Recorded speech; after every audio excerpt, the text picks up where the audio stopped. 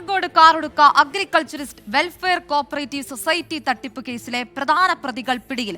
Bank secretary K Ratheeshan, സുഹൃത്ത് ജബ്ബാർ എന്നിവരെയാണ് തമിഴ്നാട്ടിലെ നാമക്കലിൽ നിന്ന് ക്രൈംബ്രാഞ്ച് പിടികൂടിയത്. വിവരങ്ങളുമായി കാസർഗോഡ് നിന്നും അരുൺ പാറക്കൽ ചേരുന്നുണ്ട്. അരുൺ, ഈ പ്രതികൾക്ക് വേണ്ടി, പ്രത്യേകിച്ച് ഈ മുഖ്യപ്രതിയെ പിടികൂടുന്നതിന് വേണ്ടിയിട്ട് പ്രത്യേക ഒരു അന്വേഷണ സംഘത്തെ വരെ നിയോഗിച്ചുകൊണ്ടായിരുന്നല്ലോ ക്രൈംബ്രാഞ്ചിന്റെ അന്വേഷണം പുരോഗമിക്കുന്നത്. ഇതിനിടയിൽ നിന്നാണ് ഈ പ്രതികളെ, ഈ മുഖ്യപ്രതിയായിട്ടുള്ള രതീശ്, സുഹൃത്തും ഈ തമിഴ്നാട്ടിൽ നിന്ന് പിടിയിലാകുന്നത്. എന്തൊക്കെയാണ് കേസിലെ മറ്റു വിവരങ്ങൾ? Ann Maria, Karadka agriculturist welfare cooperative society തട്ടിപ്പ് കേസിലെ മുഖ്യപ്രതികളാണ് ഇപ്പോൾ ക്രൈംബ്രാഞ്ചിന്റെ പിടിയിലായിരിക്കുന്നത്.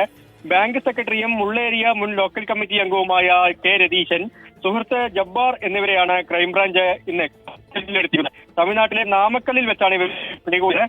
ഈ പ്രതികൾക്ക് വേണ്ടി ഗോവ, കർണാടക തുടങ്ങിയ സംസ്ഥാനങ്ങളിലൊക്കെ തന്നെ ക്രൈംബ്രാഞ്ചും പോലീസും ഒക്കെ അന്വേഷണം നടത്തിയിരുന്നു. ഇതിന്റെ പിന്നാലെ ഈ പ്രതികളുടെ ബന്ധുക്കളും അതുപോലെ തന്നെ സുഹൃത്തുക്കളെയും കേന്ദ്രീകരിച്ച്, ഇവർ അടുത്തിടപഴകുന്ന ആളുകളെയും കേന്ദ്രീകരിച്ചുള്ള അന്വേഷണം നടത്തിയിരുന്നു. ഇതോടെയാണ് ഈ പ്രതികൾ എവിടെയെന്ന സൂചന പോലീസിന് ലഭിച്ചത്. നാമക്കല്ലിലെ ലോഡ്ജിലാണ് ഇരുവരും ഒളിവിൽ കഴിഞ്ഞിരുന്നെന്നാണ് ഇപ്പോൾ ക്രൈംബ്രാഞ്ച് പറയുന്നത്. ഇന്ന് വൈകുന്നേരത്തോടുകൂടി കാസർകോട്ടേക്ക് പ്രതികളെ എത്തിക്കുമെന്നും അറിയാൻ സാധിക്കുന്നുണ്ട്.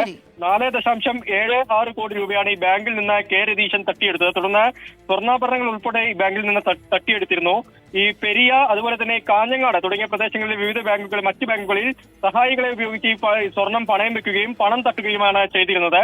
എന്തായാലും വലിയ Kasaragod Karadka agriculturist welfare cooperative society തട്ടിപ്പ് കേസിലെ പ്രധാന പ്രതികൾ പിടിയിൽ.